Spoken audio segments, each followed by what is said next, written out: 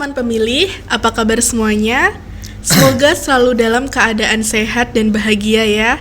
Senang sekali saya Anissa bisa kembali menyapa teman-teman semua dalam BBK Bincang-Bincang Kepemiluan, podcast resmi KPU Kabupaten Madiun, ruang obrolan yang membahas tentang demokrasi dengan lebih santai, lebih dekat, namun tetap berbobot. Wah, akhirnya podcast ini bisa kembali lagi. Saya ucapkan terima kasih untuk teman-teman semua yang setia menunggu. Setelah cukup lama tidak mengudara, podcast ini kembali hadir menemani teman-teman semua. Dan tentunya dengan ruangan baru, background baru, dan suasana baru.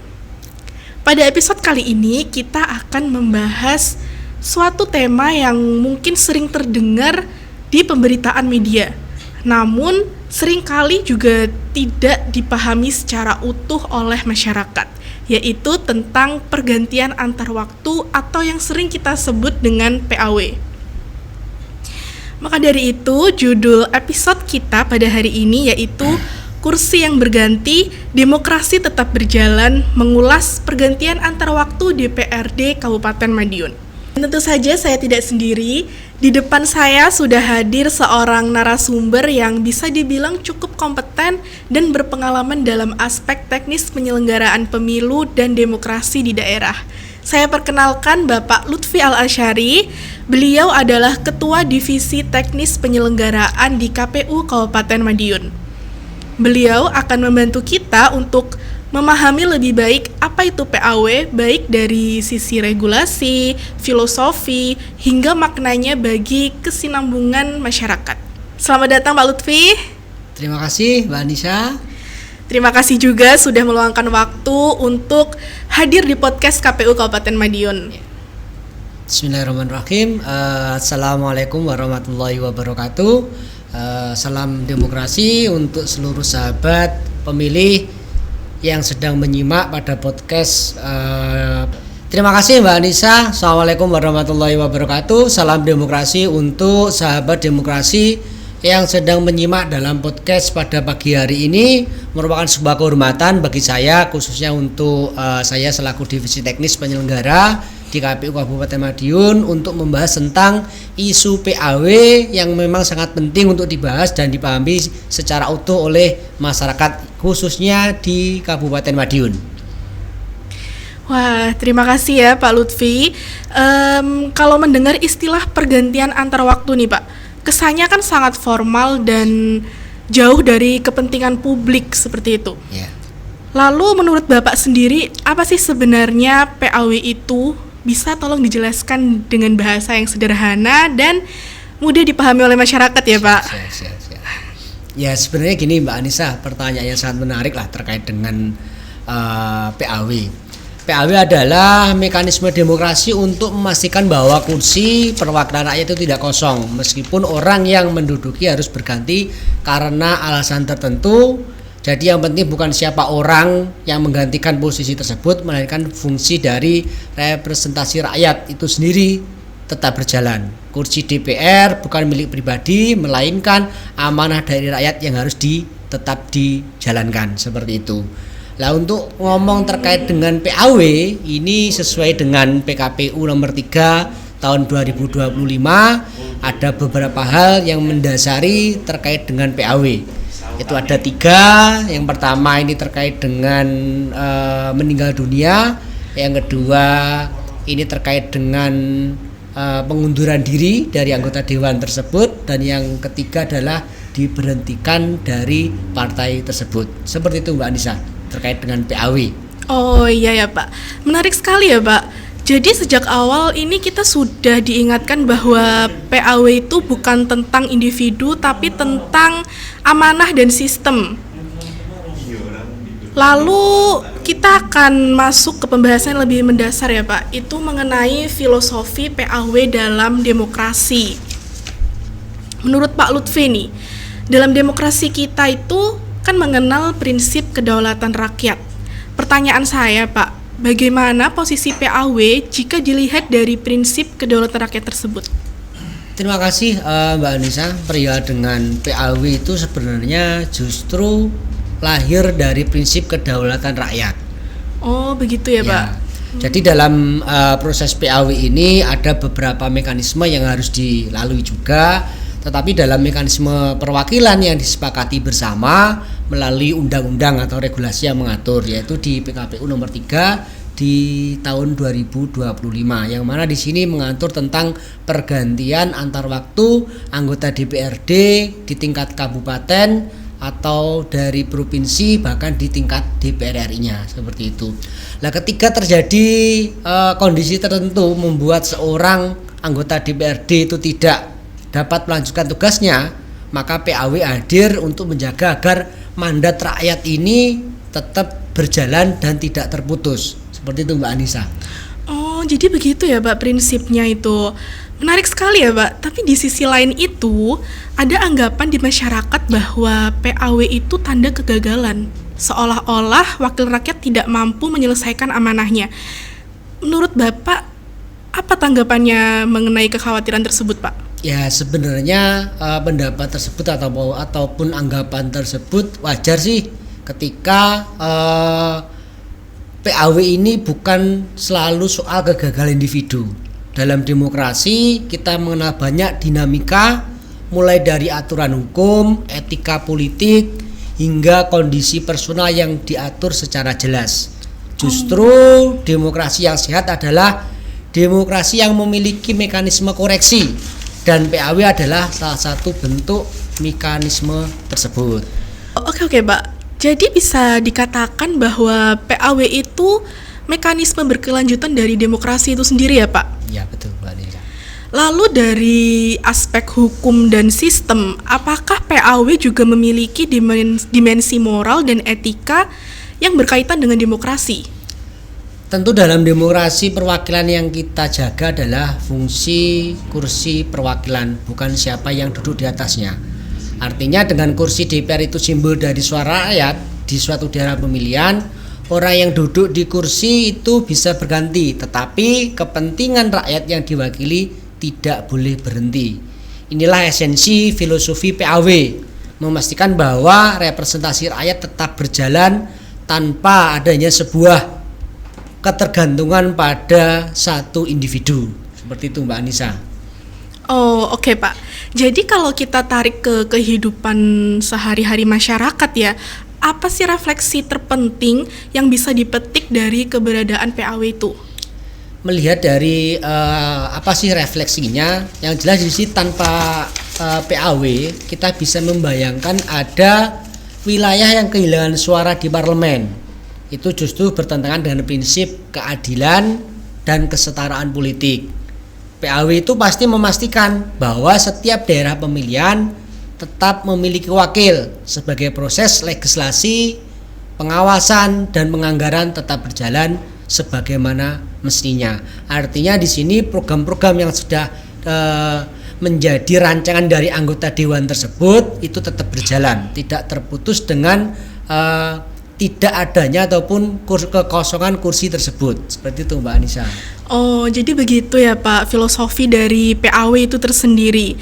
Baik, Pak Lutfi, dari segmen ini kita belajar bahwa PAW bukan hanya sekedar prosedur, tetapi memiliki filosofi yang kuat dalam menjaga keberlangsungan demokrasi kita.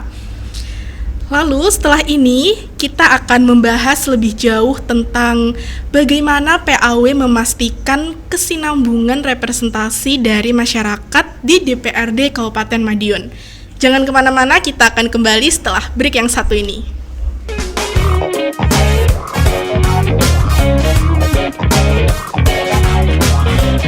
Oke, kita kembali lagi di BBK Bincang-Bincang Kepemiluan.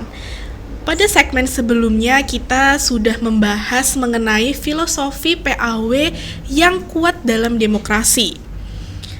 Lalu sekarang kita akan masuk ke pertanyaan-pertanyaan yang paling dekat dengan masyarakat. Apakah sudah siap, Pak Lutfi? Siap, Mbak Anissa. Oke, pertanyaan berikutnya nih ya, Pak. Apa hubungannya PAW dengan keberlanjutan suara rakyat? Apakah suara pemilih tetap terwakili ketika wakilnya terganti? Yang perlu dipahami, Mbak Anissa, suara rakyat itu melekat pada kursi dapil, bukan pada orangnya. Oh, begitu ya, Pak? Ya, Jadi ketika terjadi PAW, suara rakyat dari dapil tersebut tidak akan hilang atau tidak diulang dan tidak dialihkan. Yang berubah hanyalah individu yang menjalankan mandat tersebut.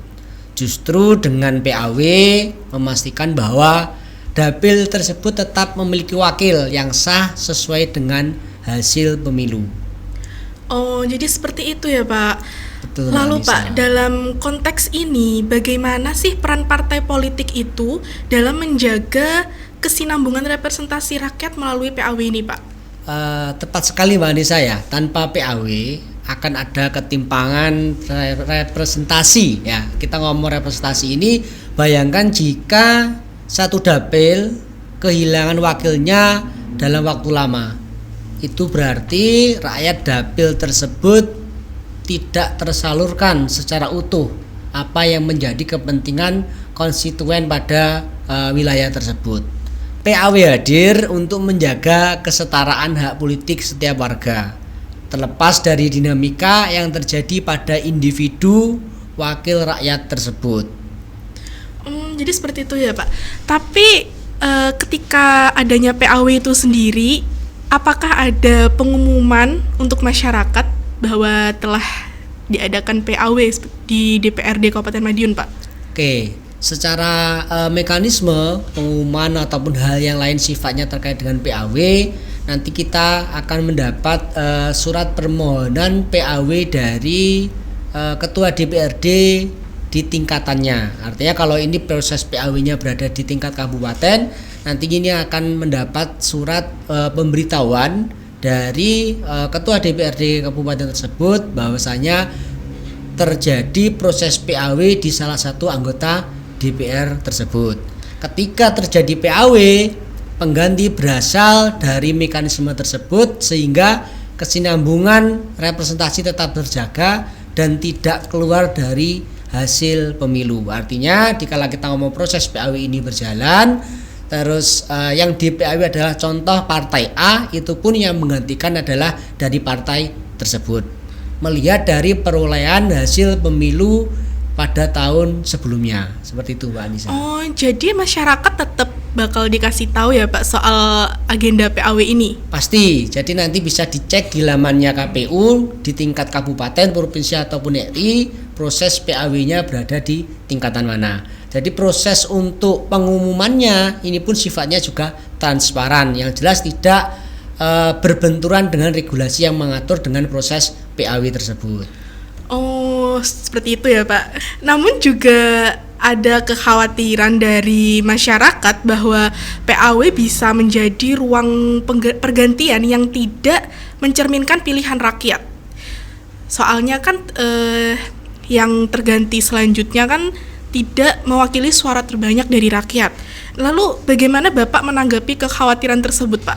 Ya, ini perlu diluruskan bahwasanya PAW bukan penggantian semena-mena. Artinya KPU ataupun partai ini mengganti dengan seenaknya, tidak. Karena seluruh prosesnya ini diatur oleh undang-undang dan regulasi sesuai dengan PKPU nomor 3 di tahun 2025. Di situ juga mengatur bagaimana mekanisme pergantian antar waktu. KPU memastikan bahwa pengganti adalah calon yang memiliki legitimasi suara dalam pemilu, bukan figur yang muncul tiba-tiba. Jadi di sini bisa dipertegas, kita tetap mengacu pada hasil pemilu, mana yang layak melihat dari hasil suara yang hasil perolehan suara dari calon anggota DPRD pada partai tersebut. Jadi tidak boleh kita mengganti PAW ini dengan seenaknya. Tetap ada aturan main yang harus kita laksanakan. Kita mengacu pada PKPU nomor 3 di tahun 2025. Oh, jadi begitu ya Pak. Lalu selain dari representasi itu sendiri, bagaimana sih kesinambungan kebijakan dan aspirasi dari rakyat, Pak? Apakah PAW berpengaruh terhadap aspirasi rakyat tersebut?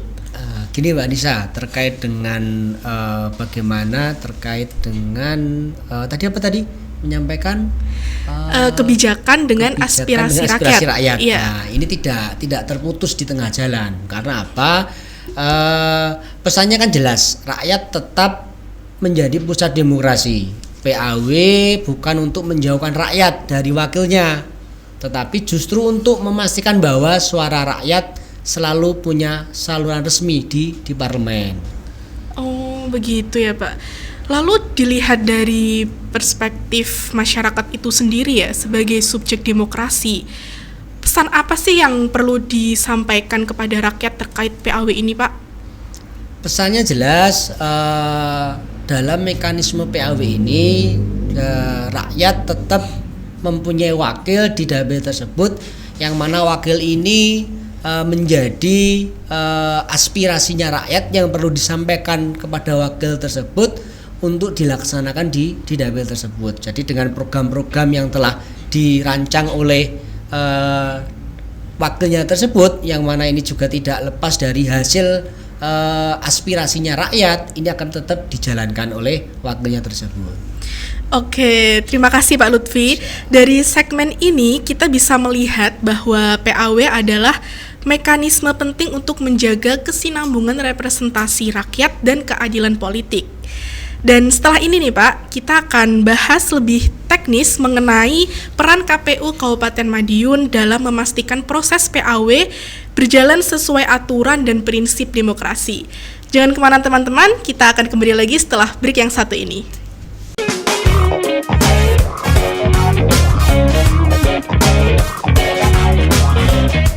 Kita kembali lagi di BBK Bincang-Bincang Kepemiluan. Pada segmen sebelumnya kita sudah membahas bagaimana PAW menjaga kesinambungan representasi masyarakat. Nah, sekarang kita akan masuk ke aspek yang tidak kalah penting, yaitu peran KPU Kabupaten Madiun. Menurut Pak Lutfi, bagaimana peran KPU Kabupaten Madiun dalam menjaga agar proses PAW itu berjalan sesuai aturan, objektif, dan tentunya transparan? Ya, gini Mbak Anissa, KPU ini tidak menjadi penentu secara politis siapa yang menjadi pengganti. Peran KPU adalah memastikan bahwa proses PAW ini sesuai dengan ketentuan peraturan perundang-undangan. Kami bekerja pada ranah teknis dan administratif, memastikan semua syarat terpenuhi dan prosedur dijalankan secara benar. Jadi acuan kita di KPU Kabupaten Madiun terkait dengan proses PAW ini, seperti yang di awal kami sampaikan, tidak lepas menjadi dasar kita adalah PKPU nomor 3 di tahun 2025. Oke, berarti emang semua tentang PAW ini mengacu pada PKPU nomor 3 tahun 2025 ya Pak? Betul Mbak Anissa. Berarti KPU itu harus netral ya Pak dalam PAW ini? Ya, jadi kalau kita ngomong peran dari KPU ini, kita tidak bisa menentukan penggantinya siapa dan lain sebagainya. Kita hanya sebatas kita tekankan tadi pada ranah teknis dan administratif seperti itu. Jadi secara ngomong persyaratan dan lain sebagainya, ini memenuhi syarat atau tidak, kita hanya sebatas di ranah teknisnya. Nah, untuk penggantinya itu dari mana dan sebagainya, ini juga tidak lepas dari partai tersebut. Kalaupun PAW-nya ini PAW-nya ini berasal dari partai A, nanti juga dari partai A tersebut yang menentukan. Seperti itu Mbak Anissa. Oh, begitu ya Pak. Lalu nih Pak, agar masyarakat semakin paham ya Pak, di KPU Kabupaten sendiri bagaimana sih teknis penyelenggaraan PAW ini? Untuk penyelenggaraan PAW ini secara umum KPU akan melakukan verifikasi terhadap calon pengganti berdasarkan hasil pemilu sebelumnya. Jadi nanti di KPU, terutama khususnya di divisi teknis, akan membuka kembali hasil pemilu pada tahun tersebut. Siapa daftar calon DPRD tersebut yang mendapat suara terbanyak kedua, itu akan kita cek dulu di database-nya kita. Setelah kita melakukan cek di database kita, kami memastikan bahwa calon tersebut memenuhi syarat, memiliki perolehan suara sesuai dengan ketentuan dan tidak memiliki hambatan hukum. Artinya apa di sini? Calon PAW tersebut tidak tersandung dalam kasus. Artinya kan kalau di PKPU nomor 3 tahun 2025 itu juga dijelaskan kalau calon pengganti ini pernah disanksi hukum, ya kan, itu juga tidak bisa menggantikan posisi yang digantikan. Jadi nanti kita juga akan mengecek suara terbanyak di bawahnya lagi. Ini bertahap seperti itu Mbak Anissa. Jadi sebelumnya dijawab Mbak Anissa ya, semua proses ini dilakukan secara administratif, terbuka dan dapat dipertanggungjawabkan karena kita punya data, kita cek dulu di situ. Seperti itu Mbak Anissa. Wah, jadi misal terjadi PAW nih Pak Lutfi pasti sangat sibuk sekali ya saat itu. Ya, ini tidak lepas dengan tanggung jawab dari Ketua Divisi Teknis karena terkait dengan proses PAW ini menjadi ranahnya Ketua Divisi Teknis. Begitu ya Pak. Lalu bagaimana sih Pak KPU memastikan bahwa proses PAW ini berjalan transparan dan akuntabel di mata masyarakat Pak? Transparansi kami wujudkan melalui dokumen resmi, berita acara, dan mekanisme koordinasi dengan pihak terkait. Jadi kalau kita ngomong KPU ini transparan dan tidaknya, kita juga tidak lepas dengan data yang kita punya, yang mana nanti data ini juga akan kita tunjukkan sebagai kita ngomong untuk memperkuat lah bahwasanya proses PAW ini benar-benar berjalan sesuai dengan regulasi yang ada. Seperti itu Mbak Anissa.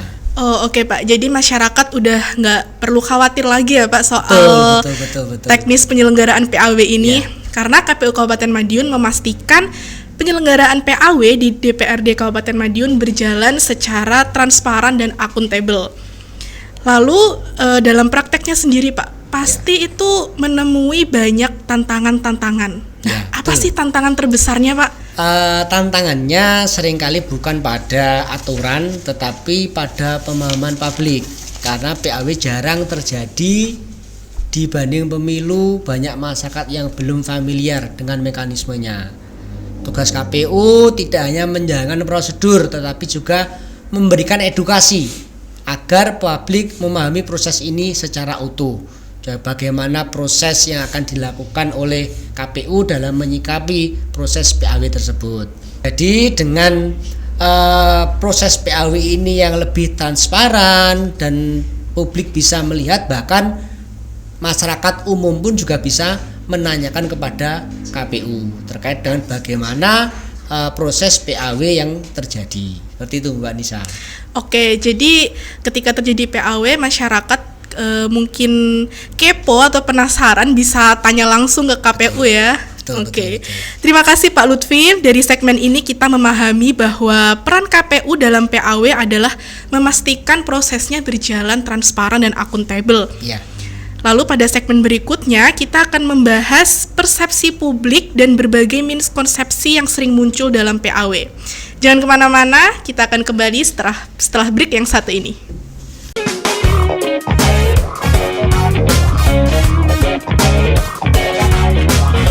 Kita kembali lagi di BBK Bincang-Bincang Kepemiluan. Nah teman-teman, di segmen sebelumnya kita sudah memahami peran KPU dalam memastikan proses PAW berjalan transparan dan akuntabel. Selanjutnya pada segmen ini kita akan membahas bagaimana PAW itu dipandang oleh masyarakat sekaligus meluruskan berbagai miskonsepsi yang sering muncul di masyarakat. Begitu Pak Lutfi. Iya Mbak Lisa. Jadi ada berbagai miskonsepsi yang terjadi di masyarakat. Salah satunya Pak, yang cukup sering kita dengar ya, bahwa PAW itu dianggap hanya urusan internal partai politik dan masyarakat tidak punya peran apa-apa dalam proses PAW tersebut. Ya. Bagaimana Bapak menanggapi hal tersebut? Terkait dengan anggapan itu juga perlu diluruskan. Memang benar bahwa partai politik memiliki peran dalam mengusulkan PAW. Tetapi PAW tidak bisa lepas dari suara rakyat. Karena apa? Rakyat ini kedaulatan berada di tangan rakyat. Calon pengganti tetap berasal dari hasil pemilu yang melibatkan partisipasi masyarakat. Artinya suara rakyat tetap menjadi dasar utama dalam proses ini. Oh begitu ya Pak? Iya bisa. Lalu ada juga nih anggapan dari masyarakat yang berkaitan dengan suara rakyat tadi. Ya. Masyarakat menganggap bahwa mereka itu tidak dilibatkan sama sekali dalam PAW. Seolah-olah keputusan itu terjadi di ruang tertutup. Ya. Bagaimana tanggapan Bapak soal itu? Ya, terkait dengan anggapan masyarakat bahwasanya tidak dilibatkannya masyarakat ini juga perlu diluruskan terkait dengan tanggapan ataupun anggapan tersebut. Kalau PAW ini dilakukan di luar aturan tentu bisa merugikan demokrasi. Namun dalam sistem yang kita anut, PAW adalah mekanisme legal untuk menjaga demokrasi tetap berjalan, bukan sebaliknya. Tanpa PAW justru akan ada kekosongan representasi yang merugikan masyarakat. Oh, oke, Pak.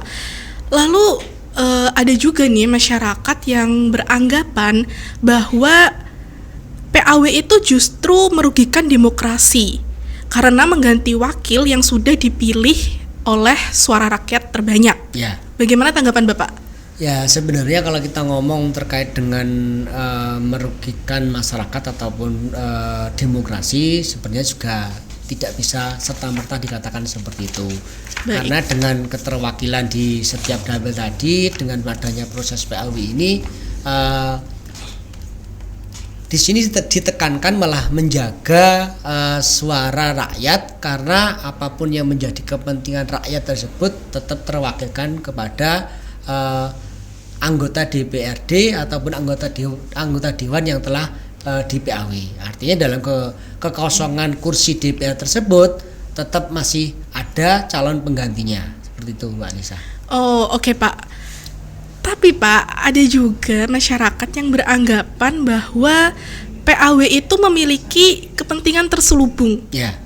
Itu bagaimana Pak cara meluruskan miskonsepsi tersebut? Jadi seperti yang kita sampaikan tadi Mbak Anissa ya, di awal tersebut, proses dari PAW ini tidak serta-merta ibaratnya kita membalik sebuah telapak tangan, tidak.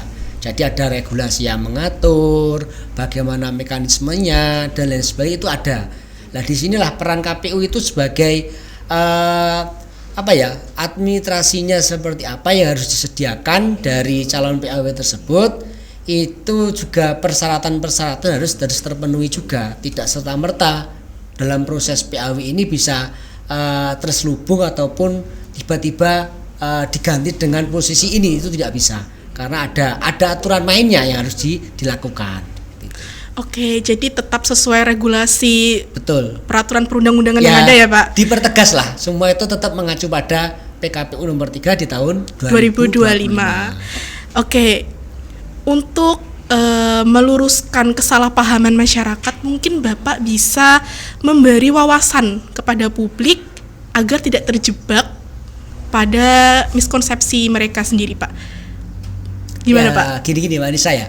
Perihal dengan ngomong proses PAW ini kan dikatakan mudah juga mudah, dikatakan sulit juga sulit. Akan tetapi proses dalam PAW ini secara jelas regulasi yang mengatur itu terkait dengan PAW ini lebih bisa dikatakan dalam KPU nanti, di KPU nanti penyikapannya seperti apa dan lain sebagainya, bagaimana memberi pemahaman kepada masyarakat. Kita sering melakukan sosialisasi ataupun edukasi terutama kepada LO partai politik. Itu kita kemarin di akhir tahun di 2025 kita juga mengadakan pertemuan dengan teman-teman LO partai dengan tema sosialisasi PKPU nomor 3 di tahun 2025.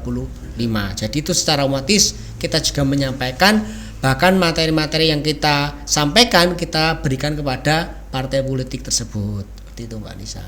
Oke, nice answer nih ya, Pak. Ya. Terima kasih pada segmen ini Pak Lutfi telah menjelaskan dan meluruskan mengenai anggapan-anggapan keliru yang sering terjadi di masyarakat soal penyelenggaraan PAW itu. Lalu pada segmen selanjutnya kita akan masuk ke bagian reflektif, membahas apa sih pelajaran demokrasi yang bisa kita ambil dalam mekanisme PAW. Jangan kemana-mana, kita akan kembali setelah break yang satu ini.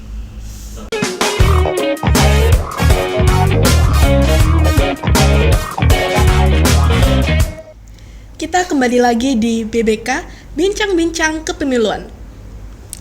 Nah, Pak Lutfi, di segmen sebelumnya kita membahas mengenai persepsi publik mengenai mekanisme PAW.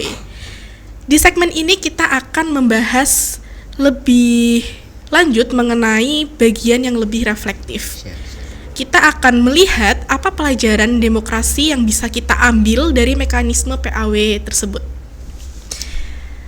Pak Lutfi, jika kita melihat PAW dari perspektif masyarakat yang lebih luas, apa sih yang sebenarnya kita bisa pelajari tentang demokrasi mekanisme PAW ini? Ya, ini Mbak Anissa, terkait dengan PAW ini menunjukkan sejauh mana demokrasi kita telah matang.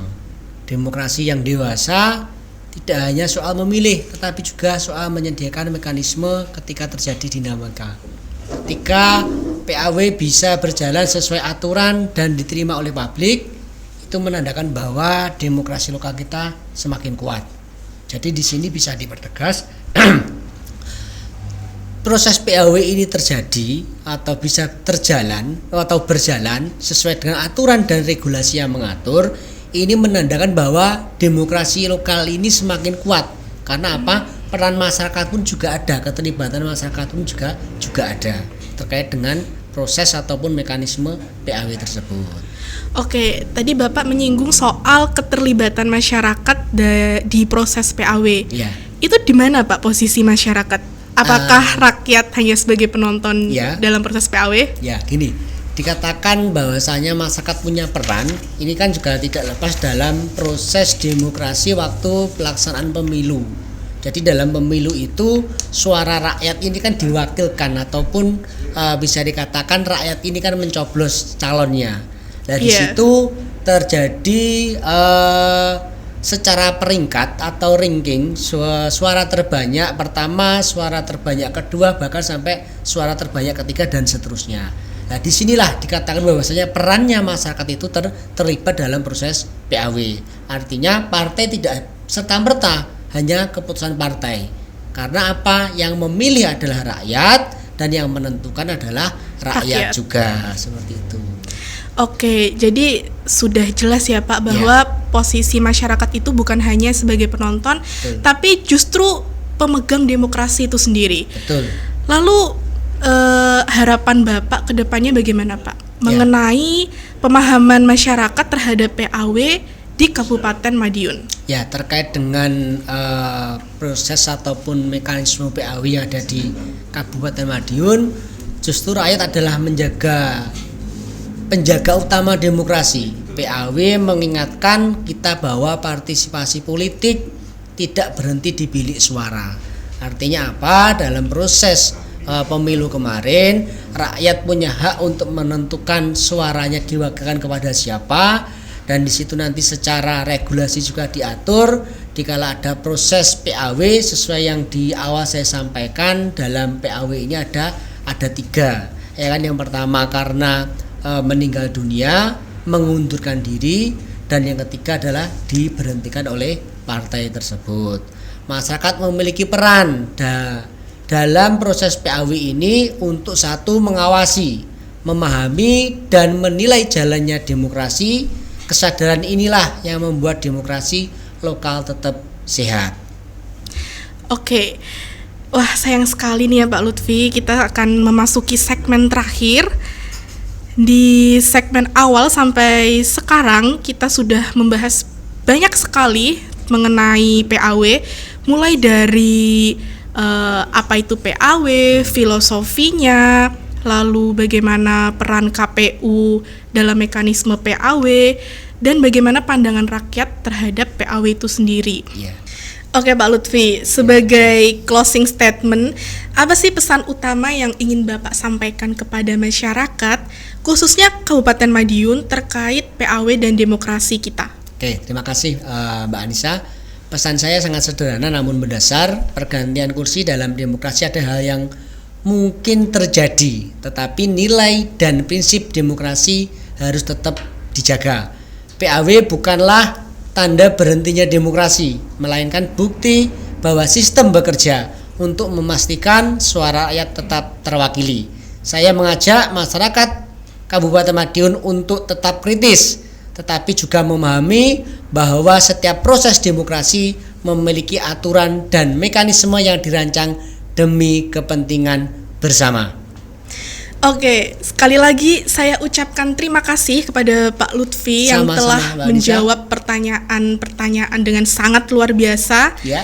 Saya simpulkan pembicaraan Siap. kita pada hari ini, kita belajar bahwa demokrasi tidak hanya bertumpu pada satu figur, melainkan pada sistem yang menjaga amanah rakyat agar tetap berjalan. Kursi boleh berganti, namun demokrasi terus berjalan. Teman pemilih, terima kasih telah menyimak podcast KPU Kabupaten Madiun. Tetap ikuti terus kanal resmi podcast KPU Kabupaten Madiun dan ikut berpartisipasi aktif dalam menjaga kualitas demokrasi di daerah kita. Saya Anissa, pamit undur diri, sampai jumpa di episode berikutnya. Salam demokrasi, KPU melayani.